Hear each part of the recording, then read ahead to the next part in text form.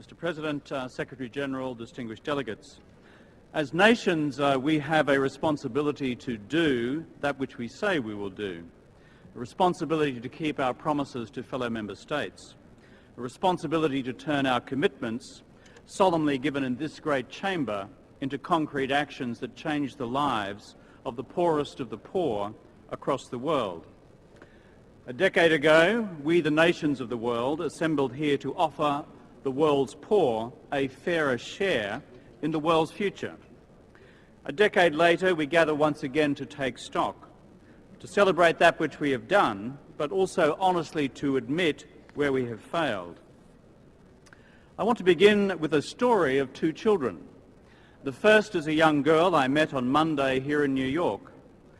Her name is Tabasang. She was born in Soweto. Tabasang is a beautiful little girl with the brightest of smiles.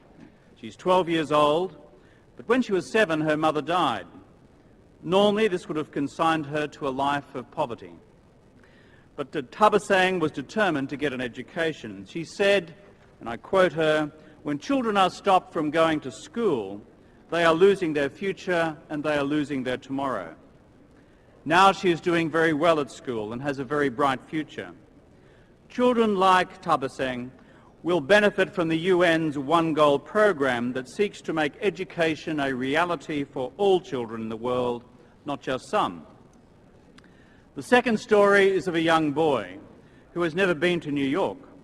He too lost his mother. She died giving birth to him. His family ekes out a living in the slums of one of the world's developing megacities, not far from the skyscrapers of its booming financial district. This little boy's days are spent not in school, but in the traffic of the city, begging for spare change at car windows when cars stop at the lights. We have all seen him in our travels. I haven't given him a name. He has thousands of names, and right now he is without hope. Why do I tell these stories? Because they are the human faces of what happens when the world acts with compassion and when it does not.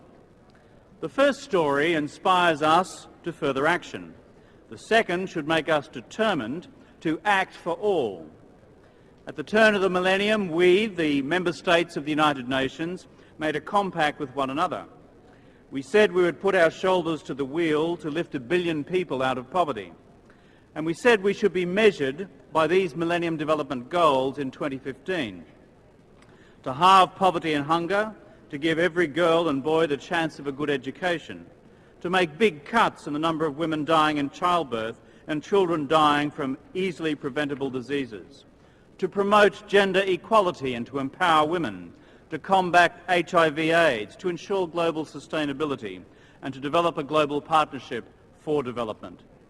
10 years on, it's time to reflect on the report card of our progress. The truth is, we are not yet even on track to register even the barest of pass marks. Successes in some areas, poverty reduction and school enrolment, must be weighed against the failures in other areas, including maternal health and child nutrition. Our failures, of course, have vocal critics, those who say that international aid does not work, that it is wasted, that it is poorly managed, that there is just no point. This is not Australia's view. Our view is that the richest among us have a profound responsibility to help the poorest members of the human family out of poverty. Poverty is degrading.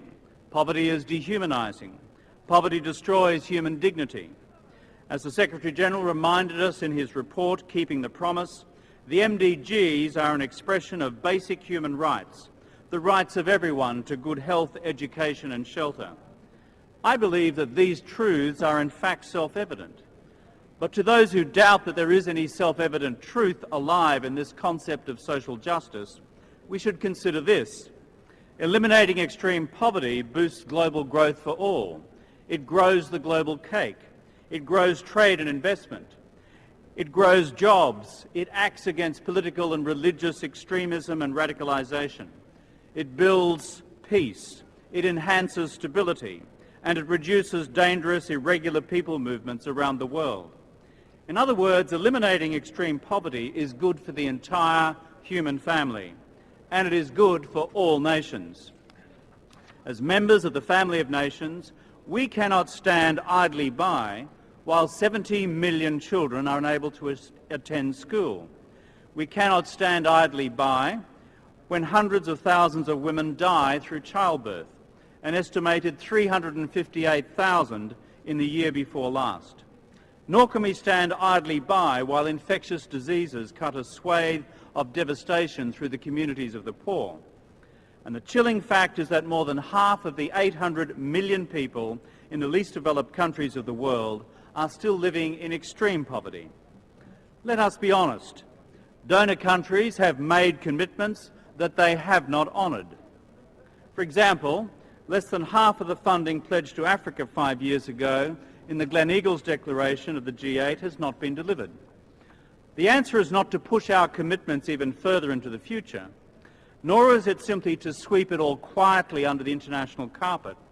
The answer is to do that which we say that we will do, to honour our commitments even when the global economic environment is hard, because for the poorest of the poor it is even harder.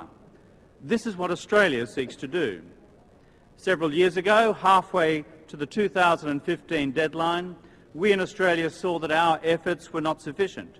We realised we had to do much more. By 2015, on current projections, our aid budget will double, just as it doubled between 2005 and 2010. This will make Australia the fastest growing donor country in the OECD. And we have maintained our commitment despite the impacts of the financial crisis, including a 200% increase in aid to Africa alone. The Australian Government under Prime Minister Gillard puts the MDGs at the heart of our aid program. As Australia's aid program doubles over the next 5 years, we will increase our support to these least developed countries through the MDGs. Today I'm committing Australia to working towards providing 0.15% of our gross national income in aid to these least developed countries in line with international targets. Across our entire overseas development assistance program, Australia expects between now and 2015, to allocate $5 billion to education, $1.6 billion to women's and children's health, $1.8 billion to food and security, $1.2 billion for action on climate change and adaptation and mitigation in developing countries, including the 39 small island developing states who are the most exposed to, but the least responsible for, this great threat to our planet, climate change. Australia will also work to open world markets to least developed countries to enable private commerce, trade and investment to help lift these countries out of poverty, all of which is made possible by necessary governance measures to provide transparency and accountability. These are the necessary stepping stones to development. I began with a story of two children, one with opportunities and one without. The Australian people, by instinct, want to see that all the little ones of the world are given a fair go. Through their generous private donations and through the official aid program paid for by taxes, Australians want to provide opportunities for all the peoples of the world to live a decent life. Australian NGOs are active across the world. NGOs including World Vision, Oxfam, Caritas, Child Fund, Plan International, the Red Cross and the Oak Tree Foundation. Let me conclude by quoting a third child, this time a young Australian, a young girl aged 10 years old. She wrote to me with the following. She wrote, "I think kids in other countries have the same right as kids here. Yes, that's right. Kids everywhere should have the same things that we have, like good teachers, doctors, houses and clean water." The governments of the world cannot let down the children of the world. If we want to reform this great institution, these United Nations, this Parliament of humankind, we should not begin with another grand plan.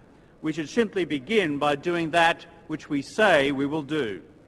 We in Australia want to do just that. We want to play our part in bringing these Millennium Development Goals into reality, to make a fundamental difference, to the world's poor and to make a fundamental difference to the future of all humankind.